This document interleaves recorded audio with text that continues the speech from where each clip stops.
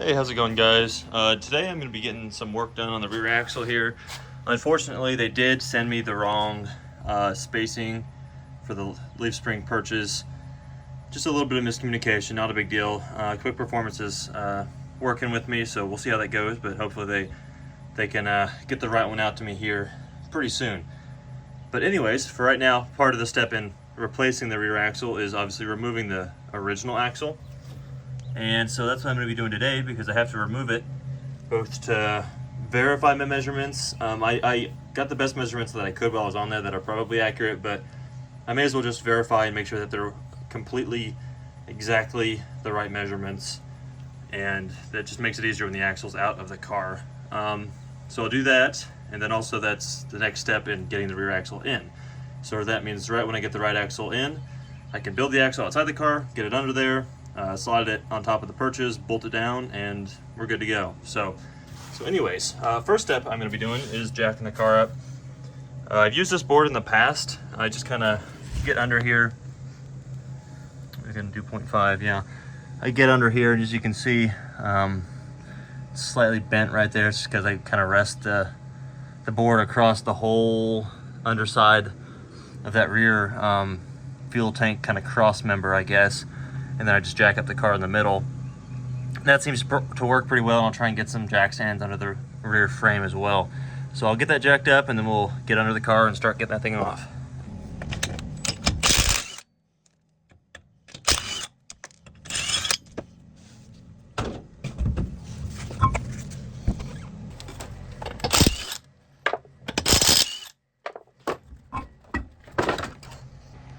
Alrighty, got the car jacked up, got the rear wheels off, and now it's time to start unbolting these bolts that have probably been on here for over half a century. So first things first, I'm gonna try and get these shocks off. I'm probably gonna replace these two. I was originally planning on not, because they seem to still be working okay, and at the time I was gonna just drive it as it was, but that has since spiraled into spending thousands and thousands and tens of thousands of dollars on this thing. So anyways, new shocks wouldn't hurt, so if I have to cut them, I will, is what I'm trying to say. Yeah, and I need to get a pair of pliers to get on there. But first, while I'm under here, since it's kind of a pain to get out from under this thing, I will try to grab, I'm not sure, I'm curious to know if this mid-torque can get off these new spring hanger bolts. So I'll try that first before breaking out the big gun, but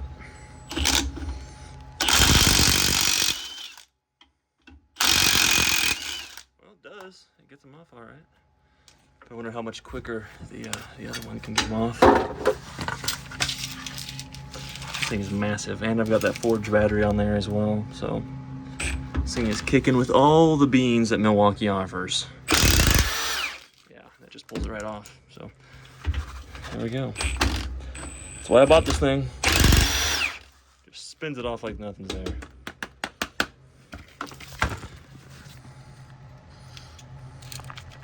Oh, but they're always fighting me.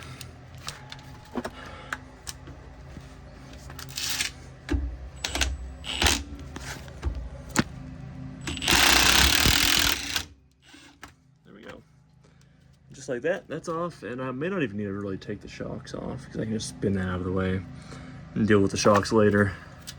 It should be sweet, because I will be replacing all of this, and the shocks as well. And Quick Performance also sent me a new set of these leaf spring and shock mounts, and whereas these, I mean, this is plenty thick. That's a thick piece of metal right there. I don't know what to call that. Maybe a 3/16 or something like that. Now, that's thick metal, but they sent me like a solid 1/4 inch one, and it's not just pressed; it's welded. Like, it's beefy. So I'm really hoping that I can get that all in there, and it'll work out, and they'll be able to get me the right axle, because it looks nice. A lot more beefy than this stuff. And this stuff's already, you know, this stuff ain't weak. But the Quick Performance stuff's just overkill. There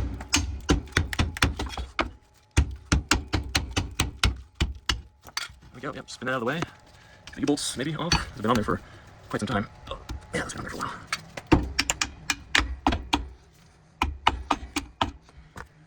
Yeah, and it's unfortunate, because I did rebuild this rear brake system on this axle, but new slave cylinders, whatever they're called in there. Brand new brake set. It cost me about 200 bucks to do this because I put new brake lines on it as well. Got a new brake hose. But as far as I know, it's still a good axle. I just wasn't confident that it would be able to hold the power I was trying to put through it. And it's just like, if down the road I ever want to make more power, I may as well just upgrade, cry once, buy once, you know, that kind of thing, instead of wasting my time and money on something, because it was going to be almost $1,000 or maybe a little bit more to get a rear gear in this thing that I really wanted, as well as like disc brakes and new axles and all that stuff. So getting the quick performance one is like double the price, but I think I'll be a lot more happy knowing that my rear end is not going to blow up anytime soon. And I definitely don't want to use this axle with this rear gear. It'd be slow, especially with that Z-Spec T5 I have under here. I think that'll be a pretty steep first gear. So yeah, I'll get this out, knock this side out just like I did. Do the other side just the same. I think I might need to unbolt this. I'm not sure what that's. Oh no, that's probably just for leaf spring. Never mind.